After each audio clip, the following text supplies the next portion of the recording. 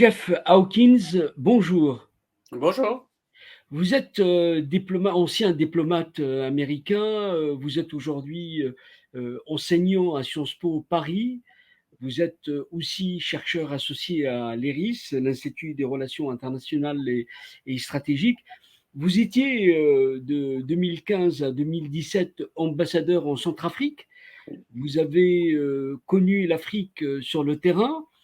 D'abord, un mot avant d'aborder la politique américaine, africaine des États-Unis. Comment vous avez vécu cette période dans un pays, je dirais, un pays failli? Disons que c'était un pays qui avait été au bord de la faillite et qui essayait, avec beaucoup de courage d'ailleurs, de se retirer du précipice avec énormément d'aide de la communauté internationale. Et donc, même si c'était un pays qui était en difficulté et même si les Centrafricains avaient beaucoup souffert, avec mes collègues européens et africains, j'avais plutôt un sentiment de fierté parce que avec nos partenaires centrafricains, avec le gouvernement, mais aussi avec les citoyens du pays et avec nos collègues, on essaie vraiment de faire quelque chose de bien avec les Nations Unies, avec l'Union africaine, avec le groupement régional, Oui. la Banque mondiale, etc., on essaie de faire quelque chose. Donc, il y avait une force de maintien de l'ordre, enfin, maintien de la paix, pardon, des Nations Unies. Il y avait un soutien très important financier pour ce projet. Et les États-Unis étaient un partenaire important dans cette ce travail. Et donc, on est allé d'une crise totale Mhm. à une situation qui était certes très difficile, mais où on a eu des élections, où on, on essayait quand même petit à petit à remettre le pays sur les rails.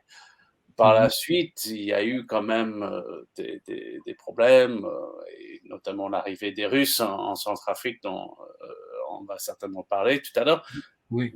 Mhm. Mais la communauté internationale, avec les Centrafricains, nous avons accompli quelque chose. Et donc, pour moi, c'était 2 années de travail, parfois acharné, mais de travail méritant. Voilà. Oui, mais qu'est-ce qu'il faut, juste quelques mots pour que ce pays soit reconstruit, reprenne sa place et est-ce qu'il y a des chances pour qu'il il soit de nouveau debout? Un pays riche? Oui, et finalement, ça pourrait l'être, et pas seulement grâce à sa richesse minérale qui est extraordinaire, les diamants, l'or, etc., mais surtout grâce à l'agriculture. C'est un pays qui a la taille de la France et la Belgique ensemble Ouais. et qui a Mhm. une population de 5 millions de personnes. Donc, c'est pratiquement vide. Et c'est un pays qui ne manque pas d'eau, d'air, de terre érable, etc. Donc, c'est vraiment un pays avec beaucoup de potentiel. Mais ces divisions politiques, ce dysfonctionnement euh, polit- politico-militaire, on peut dire, Ouais. une économie formelle qui n'existe pratiquement pas, à part à Bangui. Et donc, il y a beaucoup de travail à faire, mais Mhm. la première pierre dans cet édifice doit être forcément la sécurité et la paix.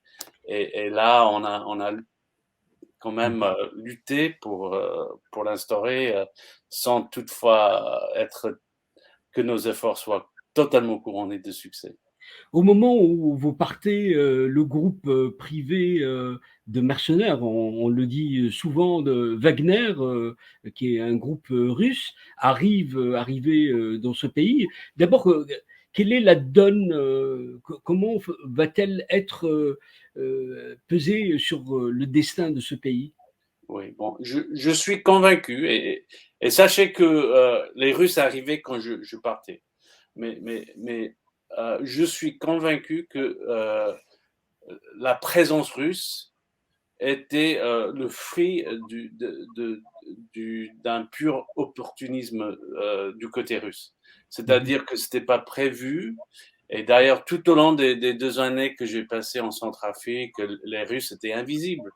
Leur ambassadeur, et je ne veux pas critiquer un collègue, mais s'il parlait français, je ne l'ai jamais entendu parler français, ni anglais d'ailleurs. C'était quelqu'un qui était invisible. Et puis à un moment donné, les forces armées centrafricaines avaient besoin d'armes et pour des raisons compliquées, avec les sanctions des Nations Unies, les Centrafricains se sont orientés vers les Russes pour les armements. Ce qui n'est pas forcément en soi une mauvaise chose. Ouais. Les Russes ont sauté sur l'occasion et d'un simple contrat d'armement, on est passé très rapidement à une relation extrêmement étroite entre Bangui et Moscou. Et le dispositif des mercenaires russes fait partie intégrale de cette nouvelle relation que moi, j'estime assez néfaste, enfin, pas assez, très néfaste pour le pays, parce que déjà, on l'a suivi dans les médias, ces Russes sont responsables pour déjà des exactions contre les populations civiles, des violations des droits de l'homme, meurtres, etc. Ce sont des gens qui ne sont pas contrôlés. Ils ne sont pas dans un cadre légal et ça faisait partie du travail de la communauté internationale. On voulait structurer la force dans le pays telle que la force soit uniquement employée et là seulement quand il fallait par une autorité légitime. Et Wagner n'en est pas. Et donc c'est un peu, ça devient finalement une millième milice dans un paysage politico-militaire qui est déjà plein de milices et on n'avait pas besoin de ça. Mais donc pour moi c'était de l'opportunisme, mais les Russes se sont bien installés et je pense qu'ils ont bien appris des leçons qu'ils ont appliquées par la suite au Mali notamment. Avec la guerre en Ukraine, est-ce que cette réalité va peser sur le groupe Wagner et sa présence? On le voit, il n'y a pas uniquement en Centrafrique, le Mali, et ça risque d'aller ailleurs. Oui, non, et je ne parlerai pas pour les Russes, mais certainement pour les Américains, pour l'Amérique, la guerre en Ukraine a beaucoup amplifié une préoccupation qui était déjà importante vis-à-vis des Russes sur le continent.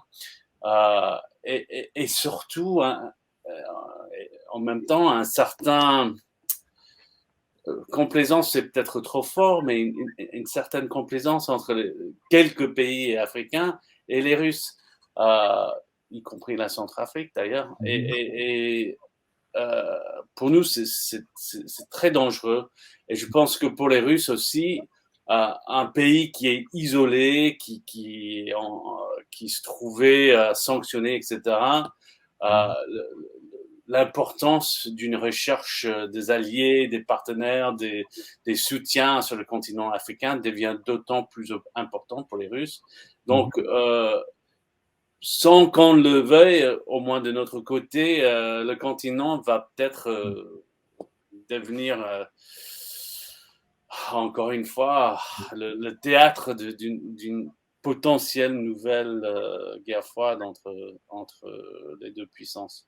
Donc, avec vous, on va pouvoir bénéficier de votre expertise et vous allez nous aider à décrypter la politique africaine des États-Unis. Vous avez un pays, vous étiez, je le disais, ancien diplomate du département d'État, vous avez quitté par une décision éthique et un choix personnel ce département. Mais votre pays, avec ses 13 000 diplomates, 276 ambassades et consulats, c'est un pays planétaire. Aujourd'hui, on a envie de comprendre Joe Biden. Est-ce que vraiment il a une vision africaine? Qu'est-ce qu'il a envie de faire? Je pense que bon, on peut d'abord, regarder les documents qui émanent de la Maison-Blanche notamment, et un document qui est très important, quelle que soit l'administration, c'est la stratégie de sécurité nationale, National Security Strategy. Ouais. Donc, Mhm. c'est là où le président américain étale sur 100 pages vraiment sa stratégie globale. Il y a toujours un chapitre sur l'Afrique, Mhm. comme l'Europe et l'Asie, etc. Euh, pour l'instant, et là, ça fait 2 ans, on n'en a pas, toujours pas pour Biden. Mhm. Euh, c'est pas exceptionnel, mais ça tarde un peu. Donc, on n'a pas cette feuille de route pour nous aider à décrypter la politique américaine. Mais pourtant, il y a eu un document intérimaire, Mhm. moins approfondi, juste au moment où il a pris place à la Maison-Blanche. Et là, on parle très peu de l'Afrique, Ouais. franchement. Mhm. Et ça va sans dire, la Chine, la Russie, etc., c'est très important. Euh, et il paraît que le National Security Council, donc la Mhm. Maison-Blanche, si on veut, est en train de préparer un document, une stratégie pour l'Afrique. Que dirigeais, je pense, la discussion est dirigée par quelqu'un qui travaille pour le président, qui s'appelle Judd Deverman. C'est quelqu'un qui connaît l'Afrique très bien. Euh, Mhm. mais même s'il y a eu plein de discussions, etc., cette stratégie n'est toujours pas sortie. Oui. Donc, on a un peu du mal à savoir de quoi il s'agirait. Et en plus, euh, il y aura peut-être un sommet euh, US African Leadership, un sommet Oui. entre l'Amérique et les Mhm. dirigeants africains, peut-être au mois de septembre. Donc, Mhm. il faudrait savoir ce qu'on veut faire. Et c'est pas tout à fait clair. Et je pense que le problème principal, c'est comme d'habitude, il y a des Mhm. préoccupations énormes. D'abord, c'était la Covid Oui. euh, qui a pris toute l'attention du président. Ouais. Maintenant, c'est la guerre en Ukraine, etc. Donc, on peine à construire une stratégie globale pour Mhm. des régions qui sont importantes, mais Oui. peut-être un moins urgentes Mhm. que la Russie ou même la Chine. Oui. Euh, Ceci dit, même s'il n'y a pas de grands documents, même s'il n'y a pas de grands discours, Mhm. on a quand même quelques idées.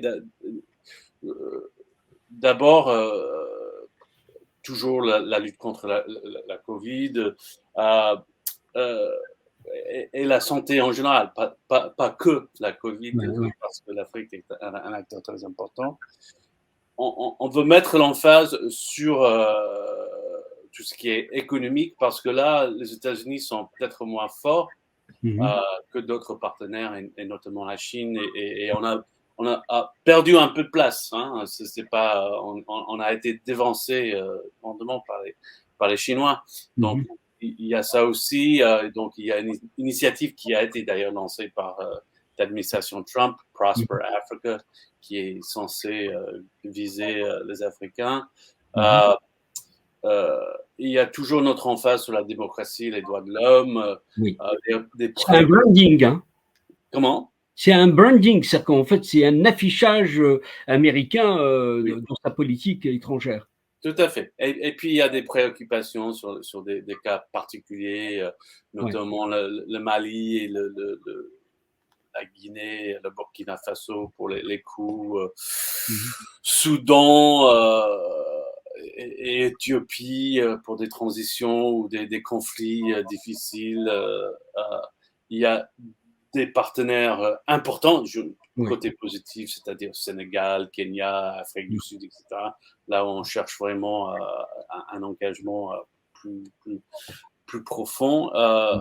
Et puis, il y a le côté sécuritaire aussi qu'il ne faut pas négliger. Et à ce que je sache, les États-Unis, c'est le seul pays au monde qui a un commandement tout entier, un seul pays Ouais. étranger au Mhm. continent qui a un commandement qui est dirigé vers l'Afrique. Donc, on a US, Africom. Women Africa, Oui, et qui est très présent et qui oui. continue un travail Mhm. de partenariat, mais aussi des opérations de temps en temps, et notamment Somalie. Jeff, j'ai envie que vous me disiez d'abord, beaucoup ne comprennent pas comment la politique étrangère américaine est définie. Vous avez le Conseil national de sécurité, vous avez le département d'État et le Pentagone. Dans l'arbitrage, dans cette espèce d'interaction entre ces trois pôles du pouvoir, qui a la prééminence et comment les décisions se prennent pour définir la stratégie des États-Unis en direction de l'Afrique? Il y a le principe et puis il y a la réalité. Parfois, les deux sont plus ou moins cohérents et parfois un peu moins. Mais en principe, il y a le président qui est véritablement le chef de Oui. nos relations avec le monde. Le secrétaire d'État est son principal conseiller diplomatique. Le secrétaire de la Défense est son principal conseiller militaire.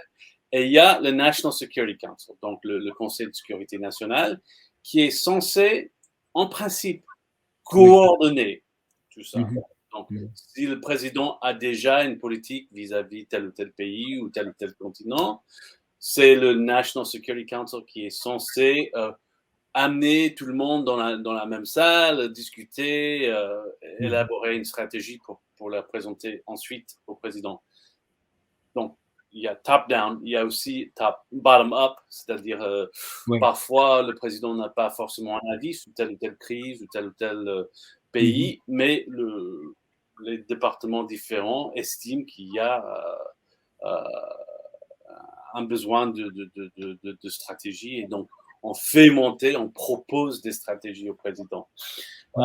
Mais comme dans tout système bureaucratique, souvent c'est une question de leadership, d'intérêt, de proximité au président, souvent. Mhm. Et je prends par exemple le cas de la Centrafrique. Oui.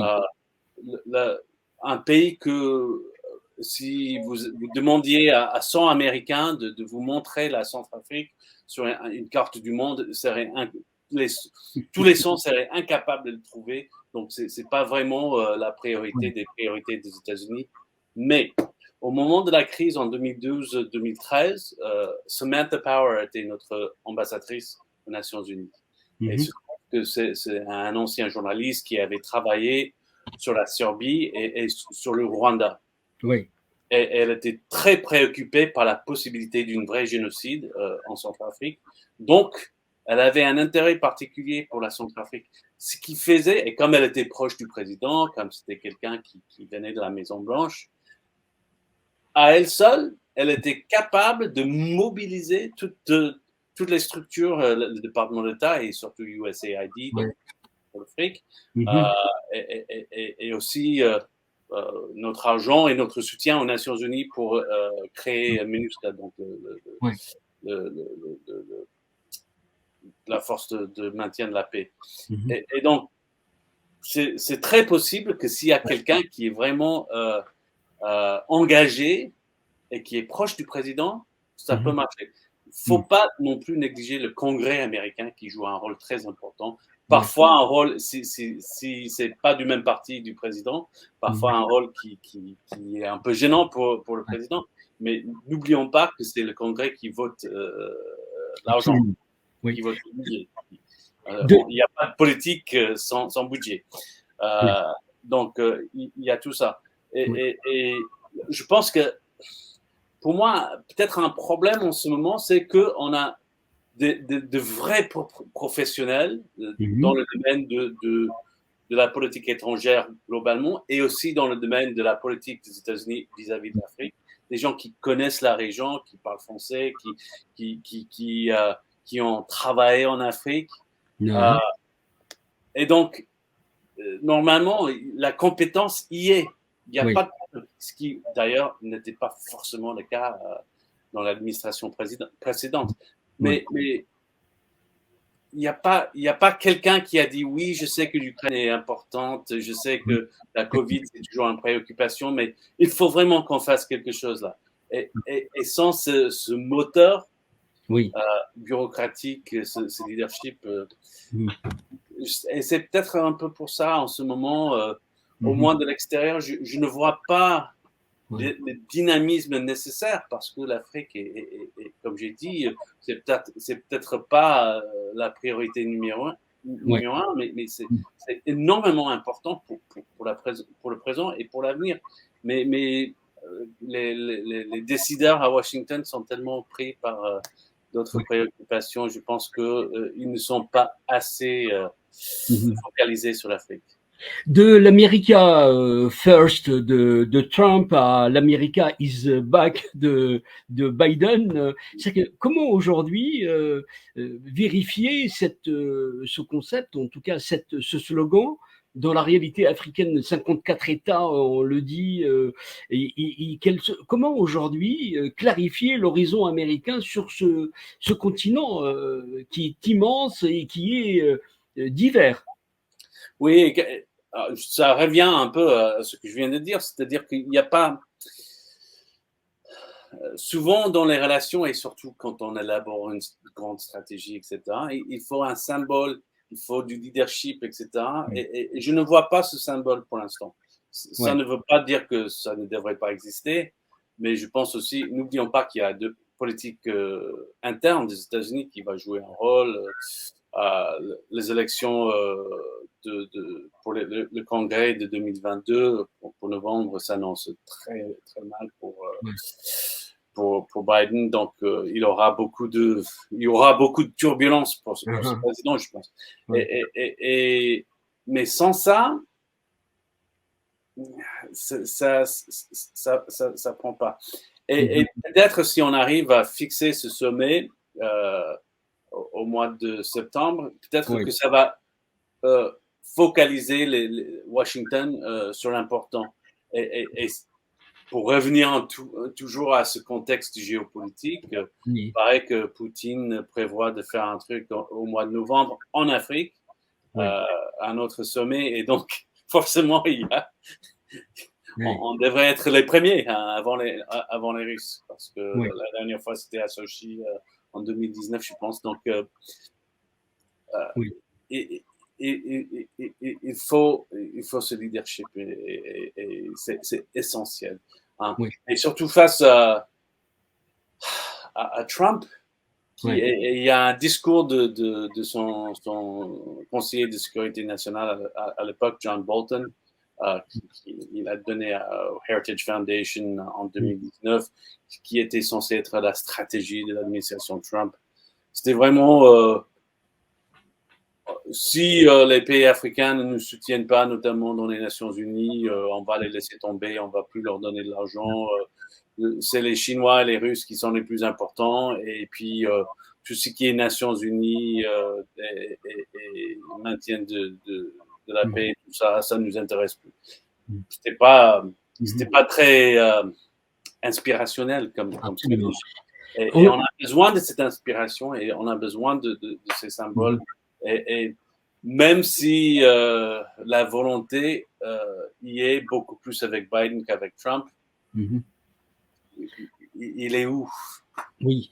Anthony Blinken, le secrétaire d'État américain, est-ce que vous pensez qu'il va pouvoir marquer de son empreinte, cette, en fait, je dirais, le fait de chapeauter la structure. Et est-ce que aujourd'hui, dans cette Afrique où la Chine est très présente, où il y a aussi des matières premières qui sont devenues aujourd'hui un enjeu encore plus stratégique qu'avant, c'est que Ouais. comment tout cela va s'articuler?